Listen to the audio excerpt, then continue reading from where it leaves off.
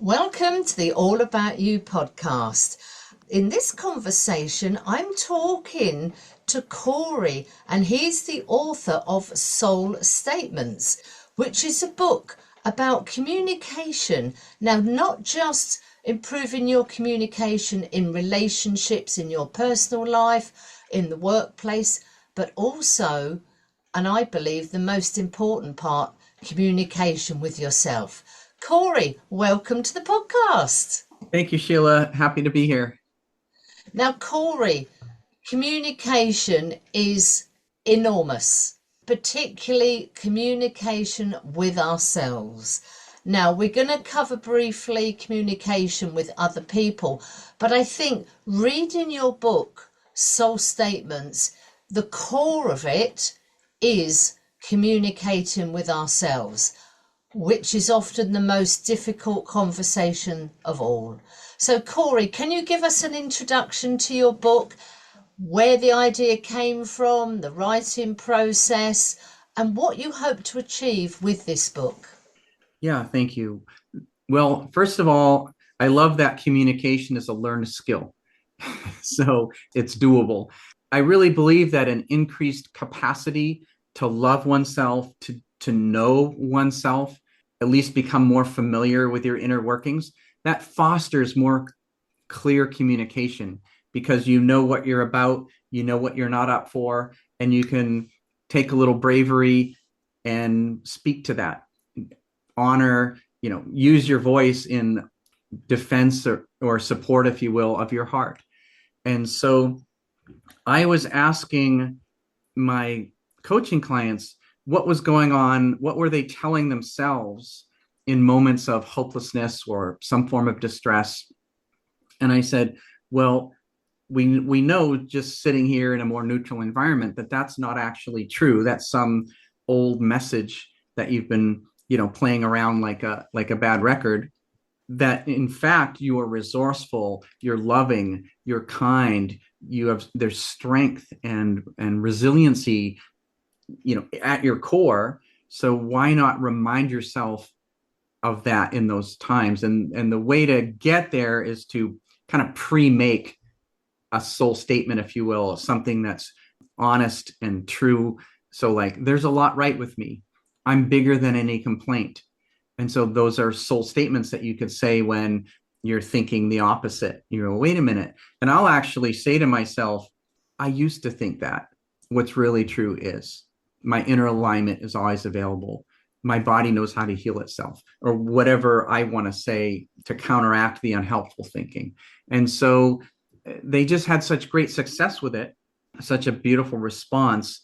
And it was really useful that I thought, oh, I'll write a blog.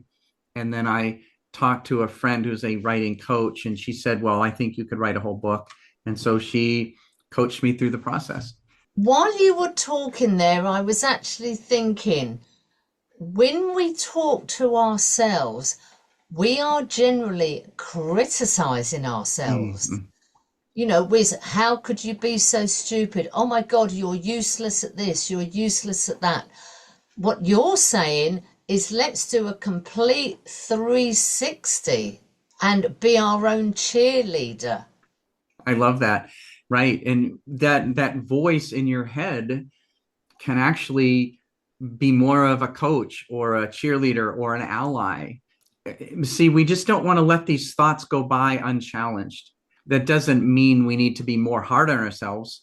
Mel Robbins says, if being hard on ourselves worked, it would have worked by now. But we can remind ourselves what we're made of.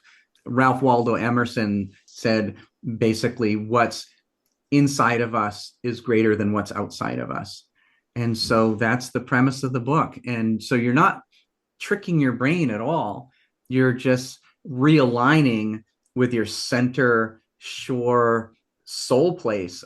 No, I am enough is what's really true. And just then your next thought is colored by that, and it's a better one.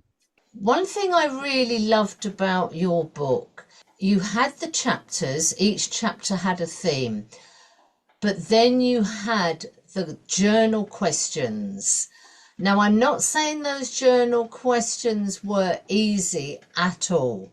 The chapter's an easy read, but those questions are right. Yes. What do I think about this? What do I believe about myself? They were hard hitting questions. Indeed. That's how we develop this intimacy with self, is by asking ourselves, oh, what was my motivation? What am I really worried about? And I know that much of my life, childhood into adulthood, my decisions were based around avoiding embarrassment. And so it didn't make for a super awesome life. I mean, I was a really nice guy, but life wasn't responding all that well. And my intimate relationships needed more support than that. And so I had to be honest on the inside and really not just let the old thinking go by as that's the default and that's what it's going to be, but actually let's use some new thinking. If we go back to some of the questions in the book, though, Corey, you're treating these questions as sort of a journal exercise. You sort of give us starter questions, and then it's a case of what's your initial response to these questions. But the journaling, that's where you get into the really nitty gritty stuff. When you journal, we're not worried about what pen, what paper, what notebook. It's just you write with a crayon if that's your thing. Can we talk about using that process? How do you want people to use the book? That's what I'm interested in. I wrote the book with the idea that not everyone's going to hire a coach, a life coach, a love coach. And so this is like a coach stand-in. Go through this book as read it as if it's a coaching session. And so I just decided to put in tool after tool after tool, exercise after exercise, meditations, journaling, ideas, and things to ponder, sample soul statements. And so I just wanted it to be something of a workbook too. It's not just a read, it's not just another concept, but it's meant to be your partner in going a little deeper and changing the trajectory in your life, really. Here's a personal journaling exercise. It says, I am renewed by the following activities. I will make time for my renewal activities as follows. And so I'm a big fan of renewal days. I don't just maybe spend some time alone, but I'm really doing it as an act of love to myself. Like, what feeds my spirit? So for me, that might be hiking in nature or moving water and just sitting there and looking at it. And so for some people, they get connected to who they feel like they really are when they're in a hard workout or just a stroll in the park or watching birds or swimming. And so, or sitting on a meditation cushion. So whatever connects you to you, I'm a fan of. And so it's in these times that's a basis for the soul statement, because that's how we know more about what we're about. And we are honest with our own shortcomings, because if we can't get there, then we can't take the next step in a good direction. I seem to be having more and more conversations with people in respects of the world just seems to be becoming a crazier place, regardless of where you're living, whether it's worldwide, whether it's your particular country, whether it's sort of local. And the conversations I'm having with people is I need to feel grounded and at peace with everything that's going on in the world. A lot of us cannot change what's going on, but on a day-to-day basis, people need to feel they're okay. Mm-hmm. They need to feel, for want of a better word, grounded. They want to feel secure. I'm not sure if I'm making sense here, Corey. Oh, you 100% are, Sheila. And I love how Jim Quick said it. He said, the goal of the news is to make every problem your problem. And so time in stillness, time by myself, time doing what I really enjoy is a bit of a counterbalance to the goings on of the world.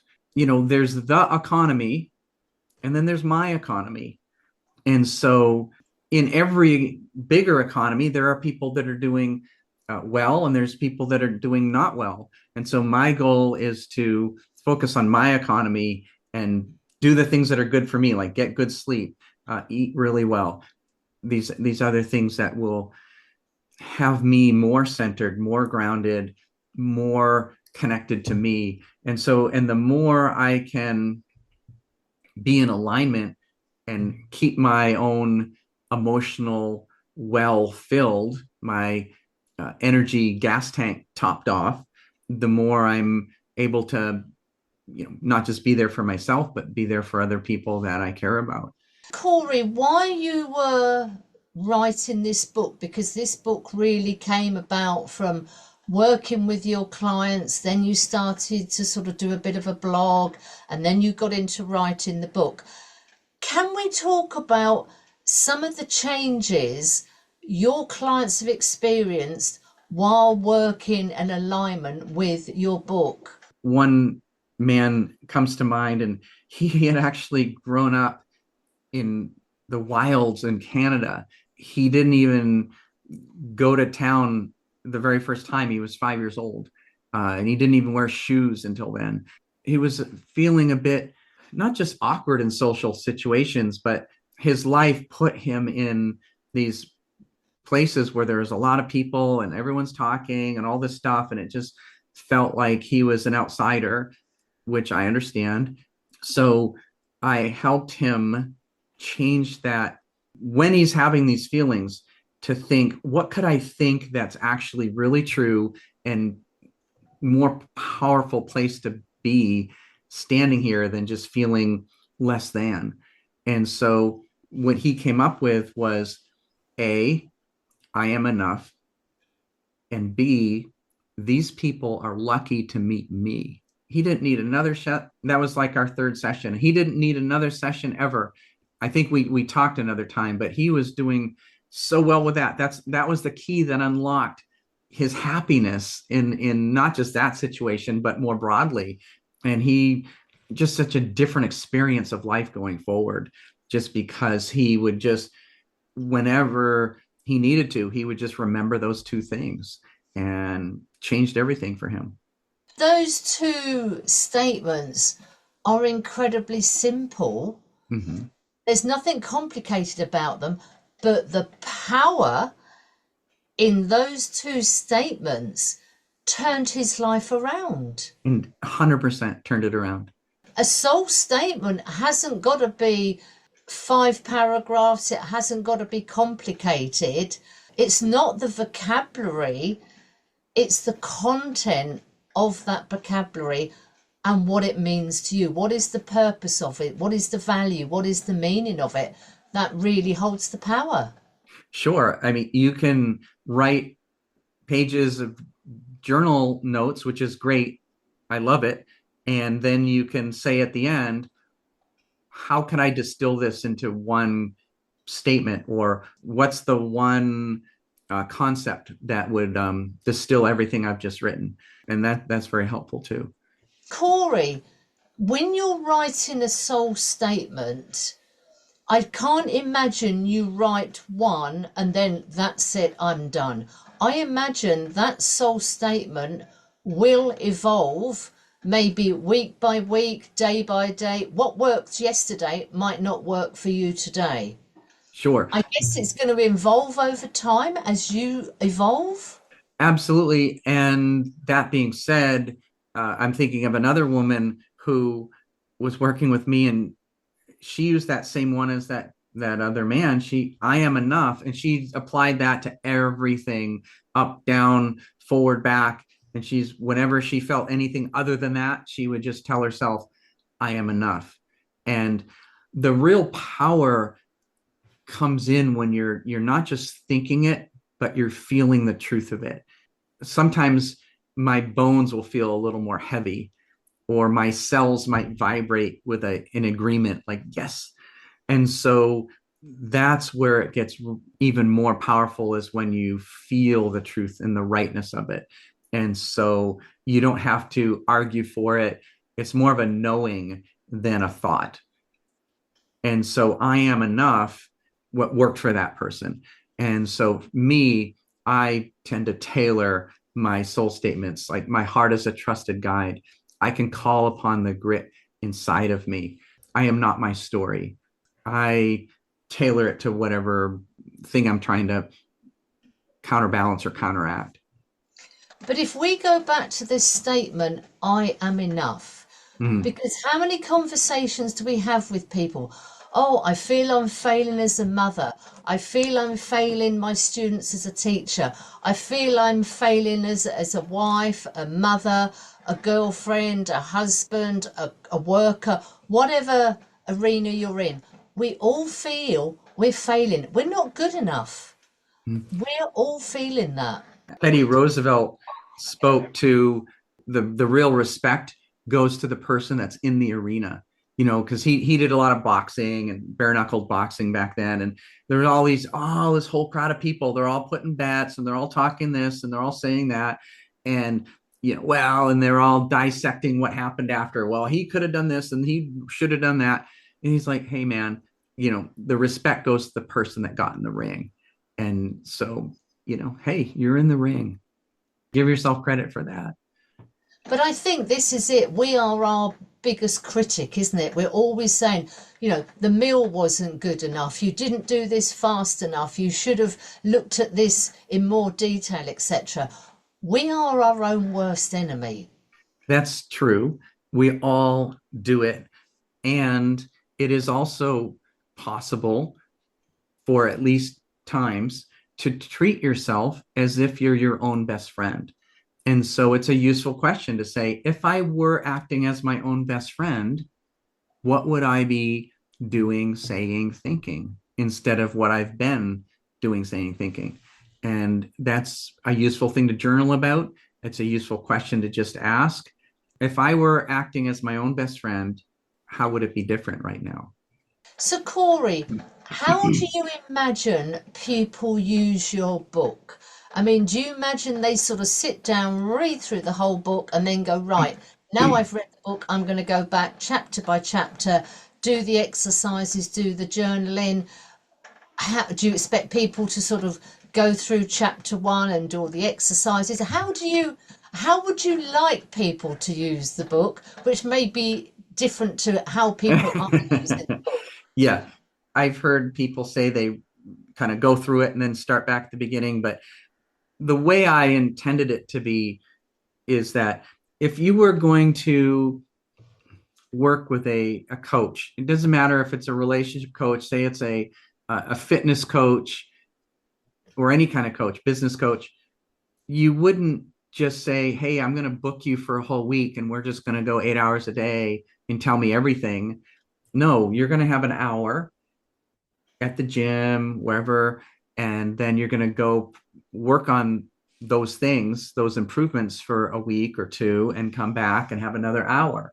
And so I would like to think that people are reading it until they get to oh my goodness, look at that, and they stop there, and they do the journaling or the meditation, or it's like, oh, I could practice that in my relationship, and let me make that my goal for that day, maybe the next day, maybe the next day, until it's like, okay, I'm ready for more. Like, I just opened the book. Here we are, page 30, personal journaling exercise. Where do I give attention to things that don't serve my values or personal vision? And then, is there a soul statement that would help anchor me to my certainty right now?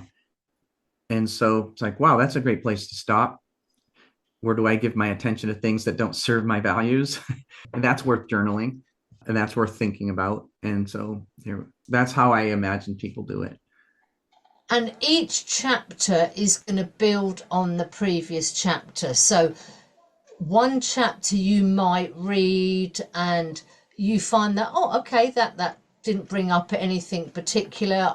picked out a soul statement, you've crafted something, you've done some journaling, and then maybe the next chapter will hit you like a bus. Mm. Because I always think, often in this type of thing, some will just sort of wash over you, and I don't mean that in a negative way at all, but then something in the next chapter is what you need to focus on, which will you go, oh my god, yeah, what do I think about this? And that's, you might spend a lot of time on that particular chapter. We're not saying this is a 6-week course or anything. That's right. So, you might find you're stuck for a month on one particular chapter because it keeps bringing things up that Yeah, you have to question yourself about.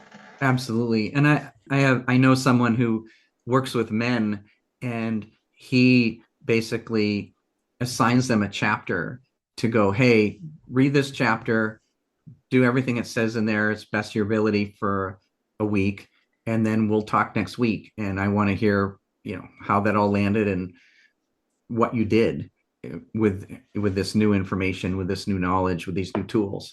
And so, he goes week by week, chapter at a time with people. It's a great way to go. The goal is inner clarity, really, in a lot of ways. And the more you have inner clarity, the more you can speak to other people from that place about, hey, these are my needs. Well, I could do this thing, but if we do it for this amount of time or on this day, start at that time.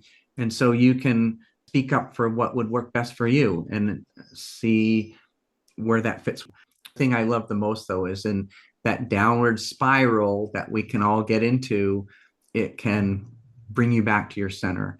I guess the great premise is that the answers are inside you, truth lives inside you, your body will tell you the truth.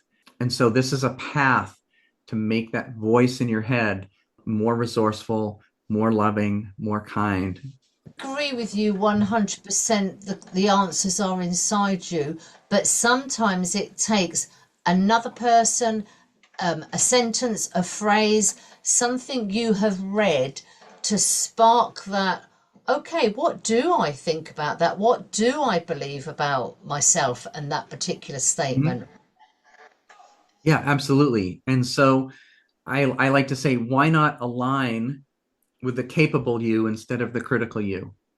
And it doesn't mean just a soul statement. You could say, well, journaling is what works great for me.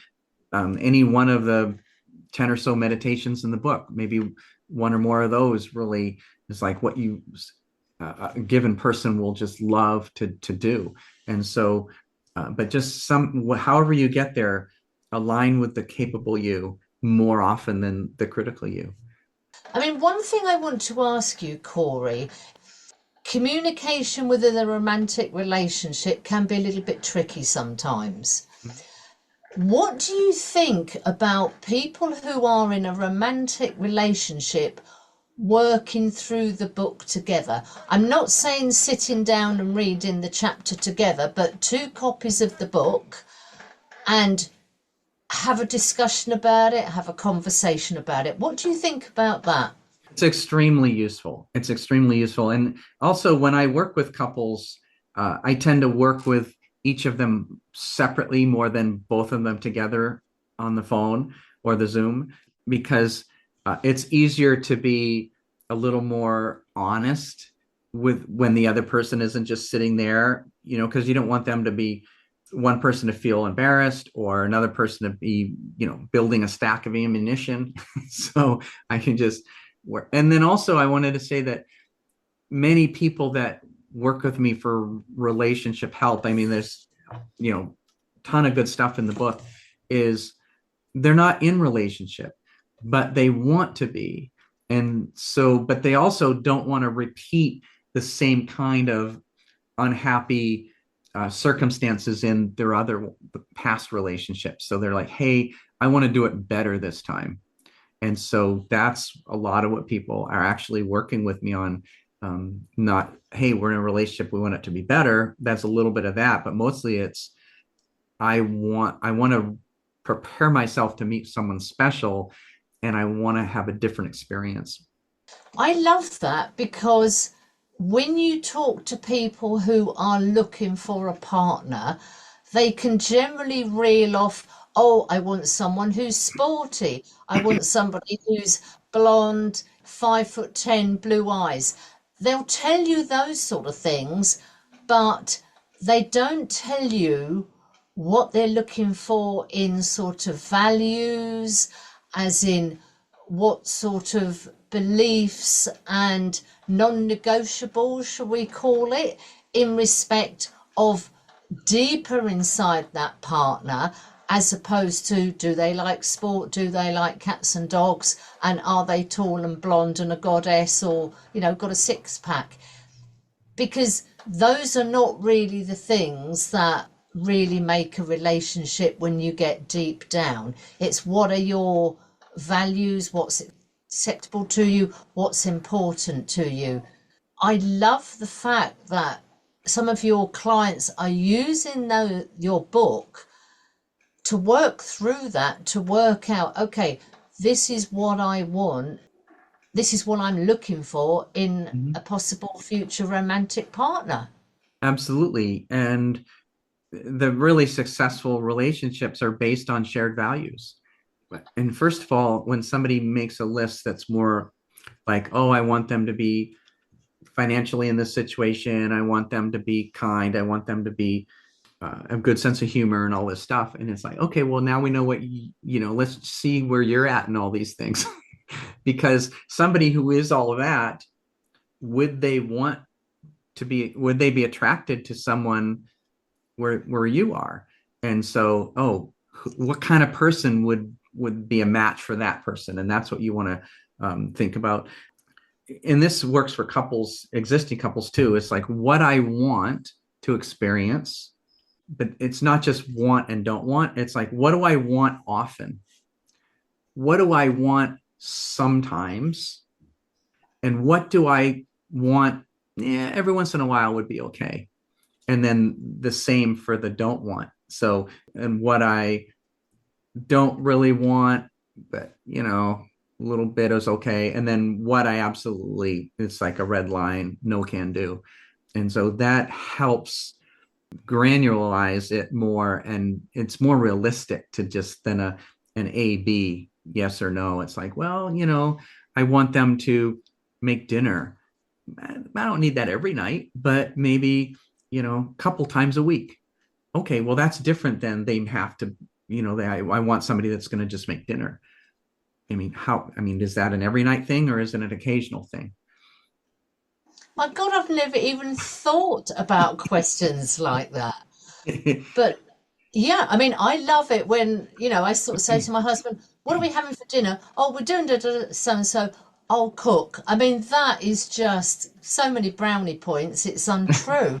But yeah, it's fantastic, isn't it? As in asking yourself those questions on day-to-day life. This I want all the time. This occasion in this, yeah, I can dip in and out of. That's huge. Mm-hmm. Mm-hmm. I love the Absolutely. way this book can be used by people looking for future relationships. Mm-hmm. It can be used when you're in a relationship as a couple. If you want to work through the book together, great. If you want to do it separately and have a conversation about one of the soul statements or one of the journal questions, that's brilliant. Corey, can we talk about you and the writing process? You explained this came about from you started doing a blog. Yeah. What was the writing process of this book? Was it an easy write or? Well, the blog articles, I have about a couple dozen of them up on my website. And the blog articles would come because I would think of something and I'm like, oh, that's a great concept. And I would just sit down and I would just write. And then I would, maybe do one edit and out it goes. And so the book, I sat down and my coach had me do what she called a mind map, a central concept, and I had little concepts all around on a big piece of paper. she wanted 12 to 15 concepts, and each concept will eventually be a chapter theme. And then I settled on the best 10 and then the best 8. So I wrote 10 chapters. The last chapter is kind of a wrap up, and then the first chapter is an introduction. I really wanted an introduction to the book, but I didn't want to call it introduction because I don't read introductions. I just go to chapter 1. But I wanted people to read the introduction. And then once I had a chapter theme, I would write several points I wanted to be the takeaways for that chapter. And so I have my maybe 5 takeaways, 3, and then I would write some sub thoughts that were pieces of that takeaway. And so I start building a skeleton. Once I've gotten quite a bit of that skeleton, my coach just had me write 2 minutes without thinking, just write 2 minutes on each of those points. Do. Okay, 2 minutes, and time myself. Ding, next, ding, next. And so then I have a whole bunch of words that could become paragraphs. So I did all that, and I ended up with enough content. That's when the real work began, because I'm like, well, does that really make sense? And order, this should come before that. Do I even want to say that? Do I want to add to this one? And so I probably went through 40 drafts once I had my fleshed out skeleton. The most useful edit was when I read the whole thing out loud to myself. And it took a really long time because I kept stopping and changing sentences, because that sentence doesn't flow when you're actually speaking it, and it has to flow. Each sentence has to flow into the next sentence, or you don't have a bunch of non sequiturs throughout the book. And so each paragraph has to flow into the next paragraph. And so it goes. And so it just all had to be coherent and make sense and flow one thing to a next. So I spent a ton of time on that. So how long did it take you to write this book, Corey? 4 years. Are you working on a second book now, or? Well, I just now this week completed the Soul Statements card deck. And so the card deck is basically based on Soul Statements, the book. So I have a cover, a what is a soul statement card, how to use these cards. And then I've got cards like answers are in my center. There's a place in my center where I can tune out everything that is not me. I can call up the best part of me in a moment. Sureness and clarity are available when I go within. From this place, my next step becomes clear. Slowing down serves me. I am a treasure. My exuberance is a gift. My true home is within. And so it just goes on and on. Health is my birthright. Today is all I have. Truth and transparency serve me. Self-care is soul care. That's one of my favorite. And on it goes. So I have a whole card deck. And what is the idea with these cards? How would you expect people to use them? I would expect them to ask for something to ponder or something that might be useful to think about. And then as they're shuffling, and then they pull a card, and it's like, oh, that's what showed up for me. Maybe it would be useful to prop that up somewhere, think about it. How does that apply in my life? And then you might keep a card up for a week. There's 52 cards, so one per week in a year, or however long feels like it's useful. Something to ponder, something to consider about yourself that maybe you hadn't thought of before. Like, I am a treasure. Well, that's a concept. Maybe I could hold that concept for a week. I am a treasure, and just let that sink in. Wow, I love the idea of these cards. So are they sort of credit card No, size? they're bigger. They're 3.5 inches by 5 inches. So they're a Okay. little bigger than a playing card deck. Okay, so they'd fit in a diary, a planner. Yeah. Corey, before we finish, any more words of wisdom?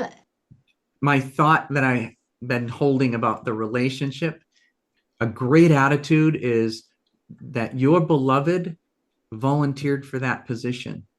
They weren't drafted as your partner, they volunteered. And so it's just useful to realize, oh, they maybe deserves a little patience, a little grace. Am I being critical of them to the level that I would want them to be critical of me? That kind of stuff. Curious over critical goes a long way to like, hey, I'm curious why you did that versus just start pointing fingers. I think for a great takeaway is that you can learn to call up the best part of you in a moment. One of my favorite sayings, I don't know who said it, but it's that the hero and the coward initially feel the same thing. It's what they do next that defines them. Oh, is that quote in the book? I know it's not actually. I came across that just recently. Oh, wow. That is powerful. Yeah. Corey, where can people get in touch with you? Where can they get the book? Where can they get the card deck? Yeah. So I'm Corey Lyon Folsom on Instagram, Corey F on Facebook. My website, corerelationship.com, has coaching info, all those articles I've written. There's a page to purchase the book Soul Statement, which is basically a link will take you either to bookshop.org or Amazon. You can always ask your local bookstore to order the book. And the Soul Statement card deck is soon going to be available for pre-order. It's at the printer now. I'll have something on my website and or maybe through Etsy. Okay, well, Corey, congratulations on the book. Thank you. It took you 4 years, so obviously a labor of love. Yeah. Congratulations on the new baby, which is the card deck. Obviously, I will include all the links to your website, to your book, and we'll make sure all the information is there and the links to your website. Corey, thank you for this absolutely, well, it's just been fascinating. I think we've gone down a few rabbit holes. Yes. You've given us a few things to think about. Yeah, love the conversation. Thank you. Yes, you've been lovely, Sheila. Thank you. Well, I really hope you enjoyed listening to that conversation. I think some of the questions and some of the soul statements that Corey gave us may have resonated with you, may have made you stop and think. It certainly has done for me, and I have read through the book. I love the book is the way it's laid out. Nice chapters. You've got meditations, you've got journaling prompts, soul statements. It is a workbook, and I think it's great. I really enjoyed reading it through.